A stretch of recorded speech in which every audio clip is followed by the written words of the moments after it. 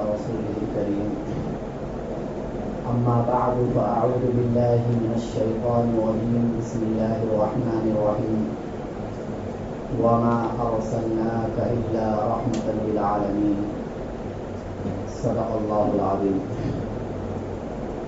سامعین محترم اور معزز ساتھیو، اس کائنات کے اندر اللہ تعالی نے ہم انسانوں کی رہنمائی کے لیے بہت سے پیغمبروں کو بھیجا. ہر پیغمبر نے اپنے اپنے قوم میں اللہ کی بات کو انسانوں تک پہنچایا، لیکن ان پیغمبروں میں جو مقام و مرتبہ اللہ نے حضرت محمد رسول اللہ صلی اللہ علیہ وسلم کو دیا وہ کسی اور پیغمبر کو نہیں دیا. جیسا خطاب اور جس طریقے کے الفاظ اللہ نے اپنے پیغمبر کے لیے منتخب فرمائے، اس طریقے کے الفاظ کسی اور پیغمبر کے لیے منتخب نہیں فرمائے. چنانچہ نبی کی سیرت بہت زیادہ ہے، ہر پہلو پر بیان ہو سکتا ہے، لیکن نبی کے بہت سے پہلوؤں میں سے ایک خاص پہلو اللہ کے نبی کا رحمت للعالمین ہونا ہے. یعنی قرآن کریم میں اللہ تعالیٰ نے اپنے پیغمبر کے لیے لفظ استعمال فرمایا کہ اے پیغمبر، میں نے آپ کو سارے جہاں کے لیے، یعنی اس کائنات کے لیے بھی اس کائنات کے لیے بھی، دنیا میں بسنے والے ایک ایک چیز کے لیے، ایک ایک ذرے کے لیے میں نے آپ کو رحمت بنا کر بھیجا ہے. یہ نبی کی شان ہے. گویا کہ اگر کوئی یہ سمجھنا چاہتا ہو کہ اللہ تعالیٰ کی رحمت کیا چیز ہے، اور اللہ تعالیٰ نے اپنی رحمت کو جو ہر چیز پر نچھاور کیا ہے، اگر آپ اس چیز کو شکلوں میں دیکھنا چاہتے ہیں تو آپ نبی رحمت صلی اللہ علیہ وسلم کی زندگی کو دیکھ لو، اور انہوں نے جو ہر چیز کے لیے پیغام دیا ہے اس پیغام کو آپ دیکھ لو، تو آپ کو سمجھ میں آ جائے گا کہ اللہ کی رحمت کیا چیز ہے. اللہ کی رحمت ہی بعینہ نبی صلی اللہ علیہ وسلم کی ذات ہے. جس طریقے سے قرآن اور نبی کی ذات دونوں الگ نہیں ہیں.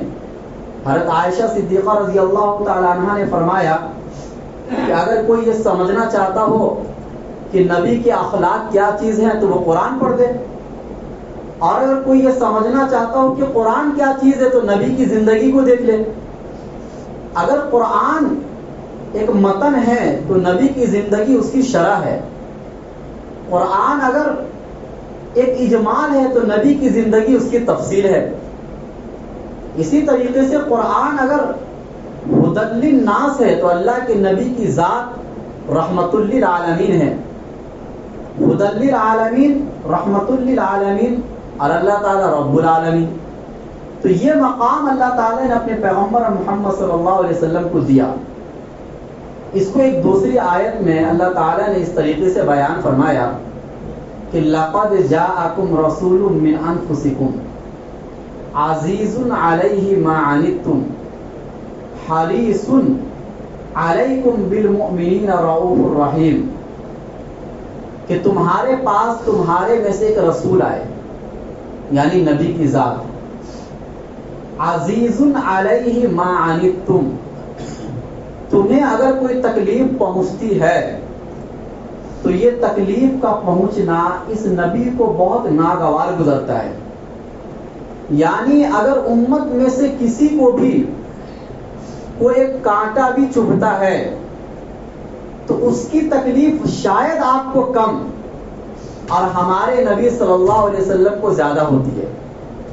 اس سے زیادہ اللہ کے نبی کے پیار اور محبت کو آپ نہیں سمجھ سکتے کہ اللہ کے نبی اپنی پوری امت سے، قیامت تک آنے والی امت سے کس درجے کا پیار کرتے ہیں.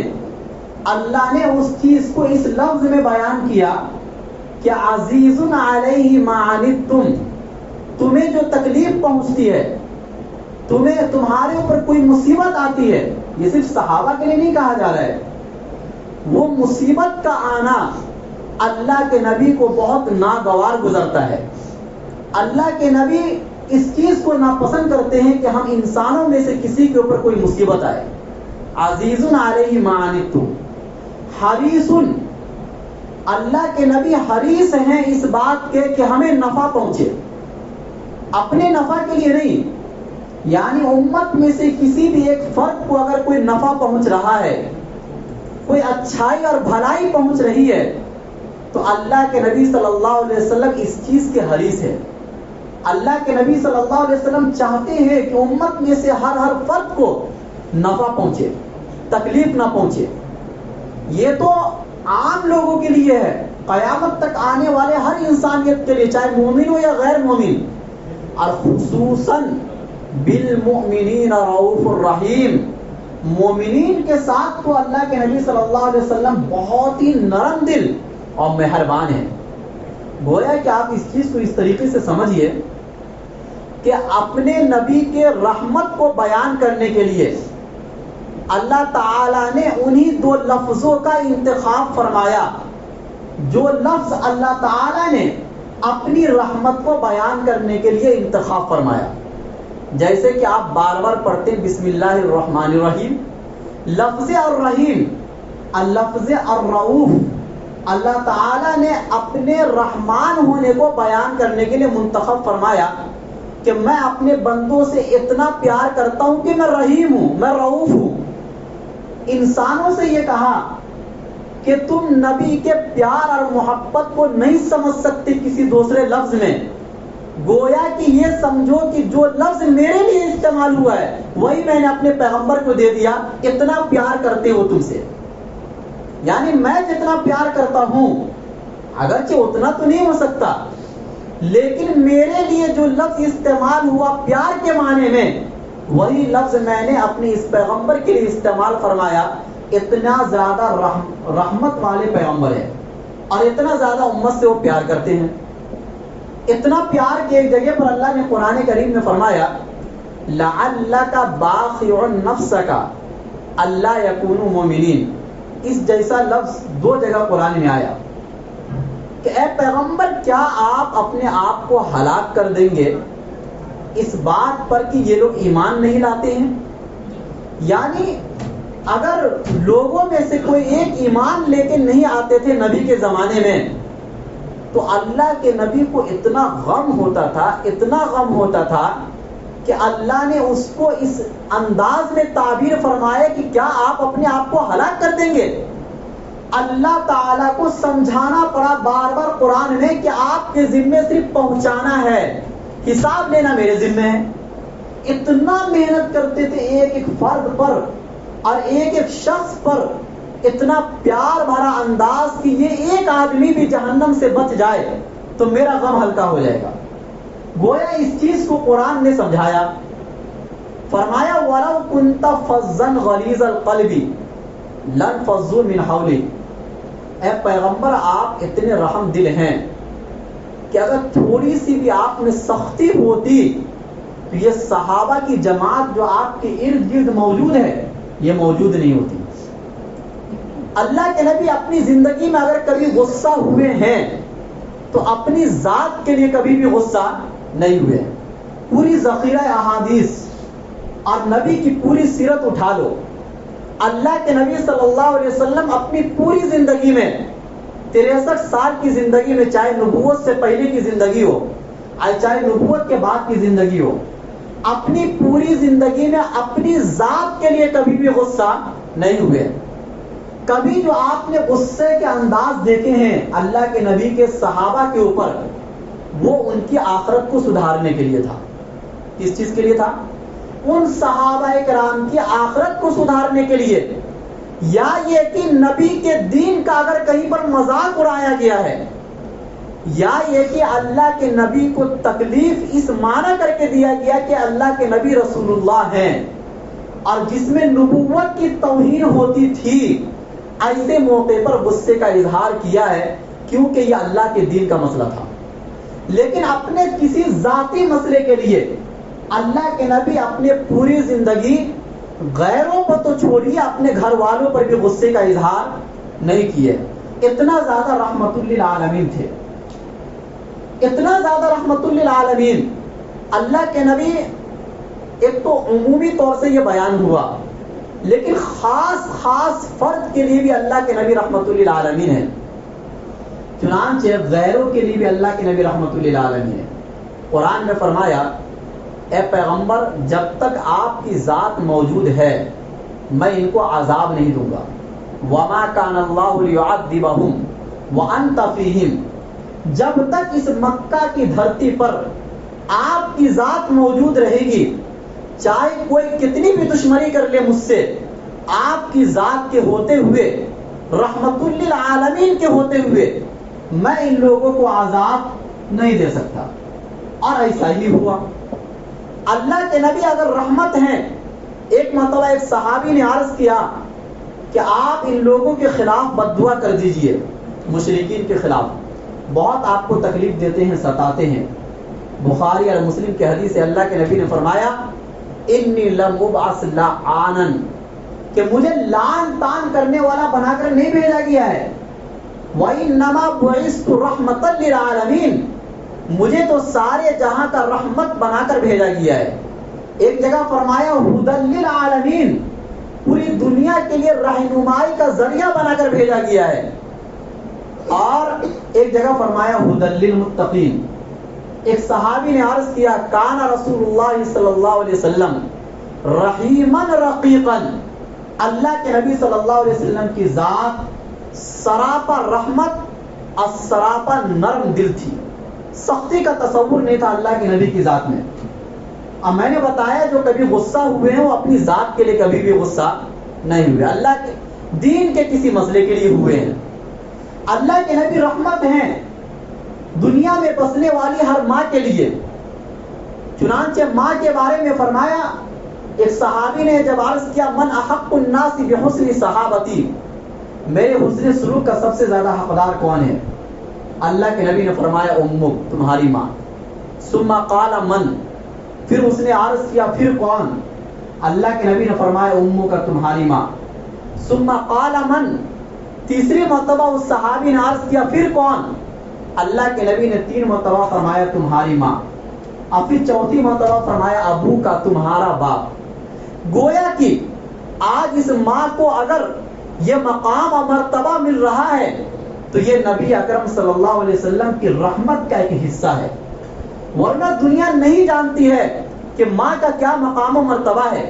اور آج بھی ان ملکوں میں جا کر دیکھ لو جہاں اسلام نہیں ہے, جہاں آزادی کی زندگی ہے, وہاں بڑھاپے کی عمر میں ماں کے ساتھ کیا برتاؤ ہوتا ہے, اس چیز کو آپ دیکھ سکتے ہیں. اللہ کے نبی صلی اللہ علیہ وسلم نے ماں کے لیے فرمایا ان اللہ حرم علیکم حقوق الامہات, تمہارے اوپر ماؤں کی نافرمانی کو اللہ نے حرام قرار دیا ہے. یہ گناہ کبیرہ ہے, صغیرہ گناہ میں سے بھی نہیں. اللہ کے نبی دنیا میں بسنے والے ہر باپ کے لیے بھی رحمت ہے. فرمایا رضا الرب فی رضا الوالد وسخط الرب فی سخط الوالد, رب کی رضامندی باپ کی رضامندی میں ہے اور رب کی ناراضگی باپ کی ناراضگی میں. اور یہ مقام دوسری جگہ فرمایا الوالد اوسط ابواب الجنہ, باپ جنت کے دروازوں میں سے درمیانی دروازہ ہے. فَإِن شِئْتَ فَأَزِعْ ذَلِكَ الْبَابَ أَوْ احْفَظْهُ, اگر تم چاہو تو اس دروازے کو ضائع کر دو اور چاہے تو اس دروازے کی حفاظت کر لو. یہ مقام اللہ کے پیارے حبیب صلی اللہ علیہ وسلم نے دنیا میں بسنے والے ہر باپ کو دیا, یہ آپ کی رحمت کا حصہ ہے. اللہ کے نبی صلی اللہ علیہ وسلم رحمت ہیں ہر بیوی کے لیے. چنانچہ اللہ کے نبی صلی اللہ علیہ وسلم نے فرمایا خیرکم خیرکم لأہلی وانا خیرکم لأہلی, تم میں سب سے بہتر وہ ہے جو اپنے گھر والوں کے لیے سب سے بہتر ہو, اب میں تم میں سب سے بہتر ہوں اپنے گھر والوں کے لیے.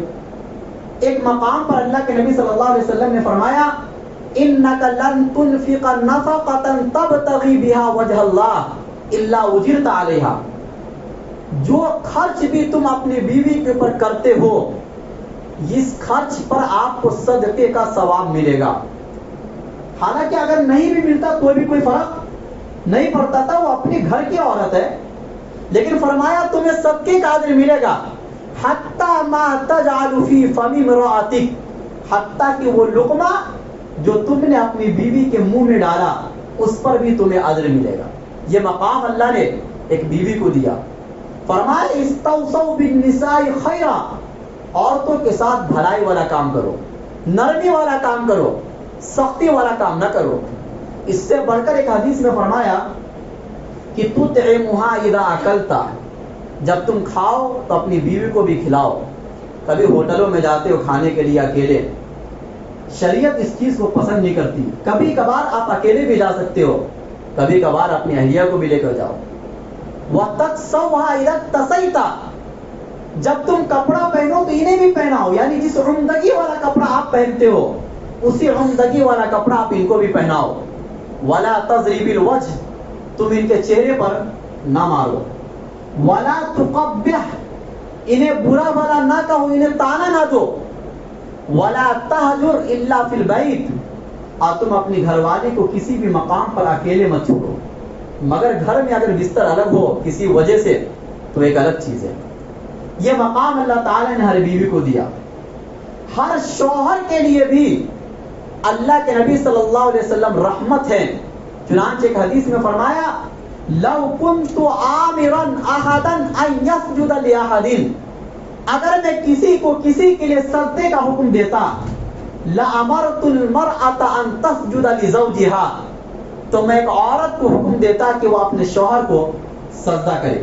یہ ایک مقام کو بتانے کے لیے، سجدے کا حکم تو نہیں لیکن ایک مقام بتایا جا رہا ہے کہ ان کے سامنے اپنی زبان کو چلانے کی اجازت نہیں ہے۔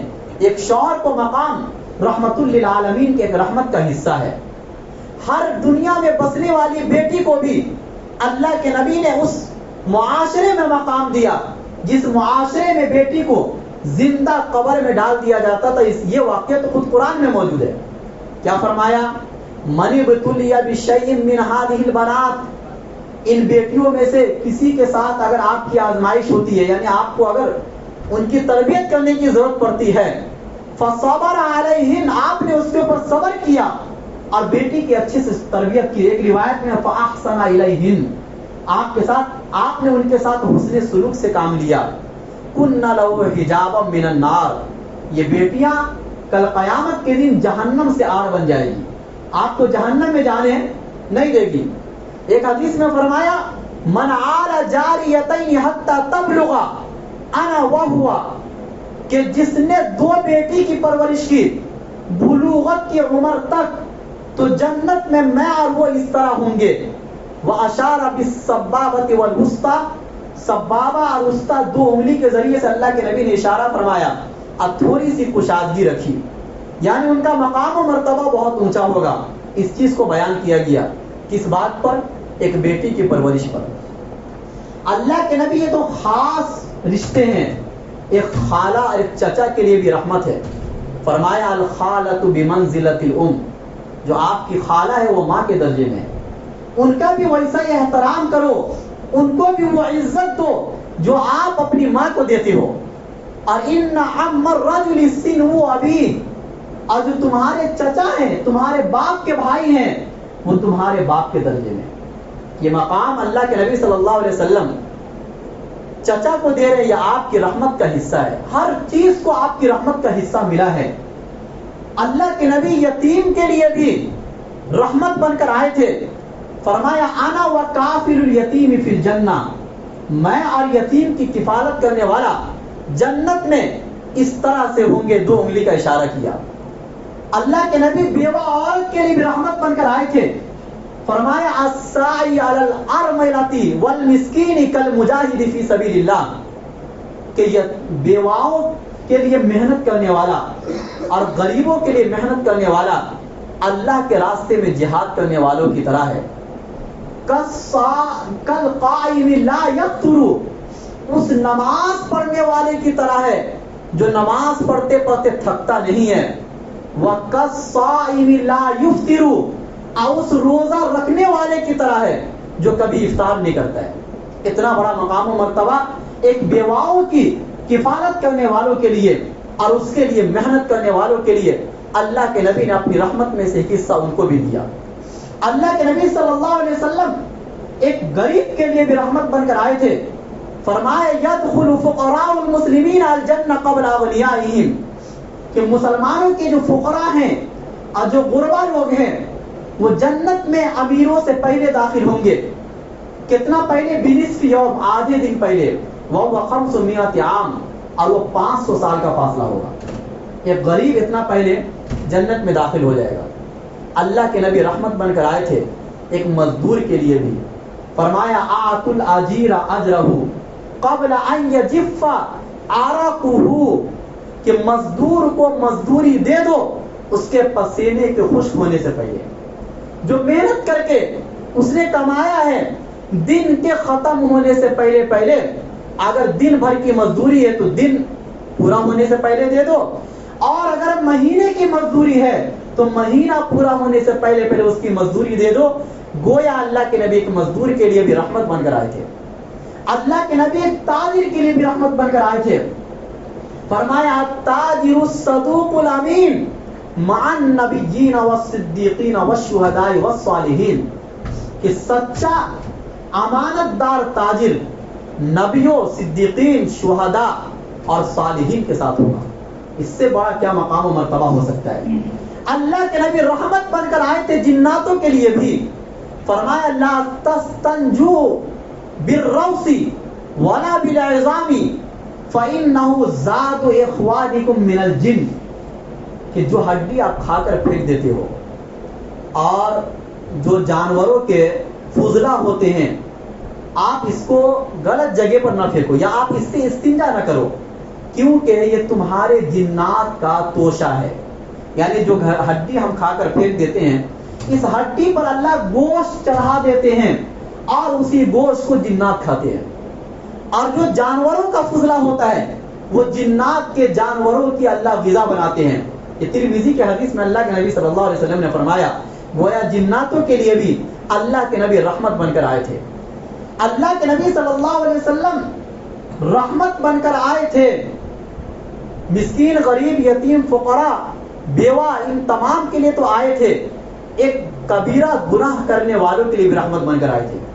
فرمایا شفاعتی لأہل الکبائر من امتی، کہ میری شفاعت جو قیامت کے دن ہوگی وہ نیک لوگوں کے لیے نہیں ہوگی جو بڑے بڑے گناہ کر کے آئے بشرطے کہ شرک نہ کیا ہو. ان بڑے بڑے گناہ کرنے والوں کے لیے قیامت کے دن میری شفاعت رہے گی. گویا آپ ان کے لیے بھی رحمت بن کر آئے تھے. اللہ کے نبی رحمت بن کر آئے تھے ایک مریض کے لیے بھی. فرمایا ایک مسلمان کا دوسرے مسلمان پر 5 حق ہے، ان میں سے وہ عیادت المریض، مریض کی عیادت کرنا بھی ایک مسلمان کا حق ہے. گویا میں کہاں تک بتاؤں ان مختصر سے وقت میں. یہ تو چھوڑیے، اللہ کے نبی عبادات میں بھی رحمت بن کر آئے تھے. جہاں 50 نمازیں فرض ہوتی ہے، یہ اللہ کے نبی کے رحمت کا حصہ تھا کہ 5 نمازوں کو فرض کروایا اور ثواب 50 نمازوں کا رکھا. اور پھر فرمایا جب تم میں سے کوئی امامت کرے تو ہلکی نماز پڑھائے، کیونکہ ان مقتدیوں میں کمزور، ضعیف اور مریض قسم کے لوگ بھی ہوتے ہیں.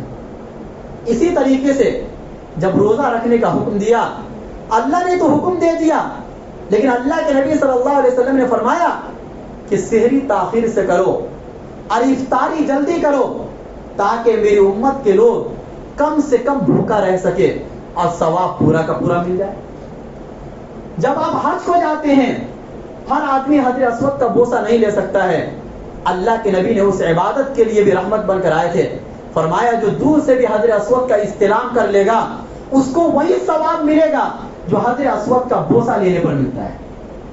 اللہ کے نبی صلی اللہ علیہ وسلم نے فرمایا اگر مجھے یہ اندیشہ نہ ہوتا کہ تراویح کی نماز فرض ہو جائے گی تو میں آتا، لیکن مجھے اندیشہ تھا اور اس کو میں چاہتا تھا سنت ہی رہنے دیا جائے، اس لیے میں چوتھی رات تراویح کی نماز پڑھنے نہیں آیا اس امت کے خاطر.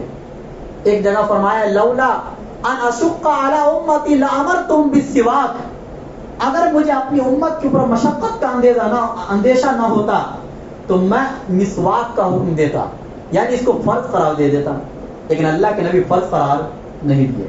گویا کہ آپ دنیا کے ذرے ذرے پر ایک جانور کے لیے اللہ کے نبی رحمت بن کر آئے تھے، پرندے کے لیے رحمت بن کر آئے تھے، اور اسی طریقے سے درخت کے لیے رحمت بن کر آئے تھے۔ فرمایا ما من مسلم غرس غرسا، کہ اگر کوئی انسان مسلمان درخت لگاتا ہے، فاکل منہ انسان او دابۃ، اس سے کوئی انسان یا کوئی جانور کھاتا ہے، الا کان لہ بہ صدقہ، تو اس کو صدقے کا ثواب ملتا ہے۔ درخت کا بھی فائدہ اور درخت کے لگانے والے کا بھی فائدہ۔ اسی طریقے سے ایک جگہ اللہ کے نبی صلی اللہ علیہ وسلم نے فرمایا، ایک صحابی تھے، وہ کسی چوزے کو پکڑ کے لے کے آ گئے اپنے گھر پر، اور اس کی جو ماں تھی وہ اس کے سر کے اوپر منڈلانے لگی، اڑنے لگی۔ اللہ کے نبی یہ بات سمجھ گئے۔ اللہ کے نبی نے فرمایا کہ اس چوزے کو، اس پرندے کو، اس کے بچے کی وجہ سے کس نے تکلیف دیا ہے، اس کے بچوں کو اس کے حوالے کر دو، اس کی ماں کے حوالے کر دو۔ ایک اونٹ اللہ کے نبی کو شکایت کر رہا ہے کہ میرا مالک مجھے بھوکا رکھتا ہے اور کام زیادہ لیتا ہے۔ اللہ کے نبی اس اونٹ کے لیے بھی رحمت بن کر آئے تھے، اور فرمایا افلا تتقی فی هذه البہائم، کیا تم اللہ سے نہیں ڈرتے ان چوپایوں کے بارے میں جس کا اللہ نے تمہیں مالک بنایا ہے؟ قیامت کے دن اس کے بارے میں سوال ہوگا۔ اور ایک اصول اللہ کے نبی نے بتا دیا کہ فی کل کبد رطبۃ اجر، کہ ہر تر جگر میں ایک اجر ہے، یعنی ہر وہ چیز جس میں جان ہے اور آپ نے اس کے حقوق کی رعایت کی ہے، اس پر آپ کو اجر ملے گا۔ گویا دنیا کے ذرے ذرے کے لیے اللہ کے نبی رحمت بن کر آئے تھے، اب بالخصوص ایمان والے بندے کے لیے تو سراپا رحمت تھے۔ اتنا پیار تھا اس امت سے اللہ کے نبی صلی اللہ علیہ وسلم کو، جس کا اندازہ آپ نہیں لگا سکتے ہیں۔ اس کا تقاضا یہ ہے کہ ہمیں اور آپ کو بھی اسی درجے میں، اسی محبت کے ساتھ نبی کی سنت پر جان نچھاور کرنا چاہیے، اور یہ ثابت کرنا چاہیے کہ اللہ کے نبی آپ رحمت للعالمین بن کر آئے تھے۔ میں بھی آپ کے اس چیز کو مانتا ہوں اور آپ کی سنت پر پورے طور سے عمل کرنے کی آج سے میں یہ وعدہ کرتا ہوں کہ آج سے کوئی بھی سنت میری زندگی میں چھوٹے گا نہیں۔ اللہ ہم سب کو کہنے سننے سے عمل کرنے کی توفیق دے۔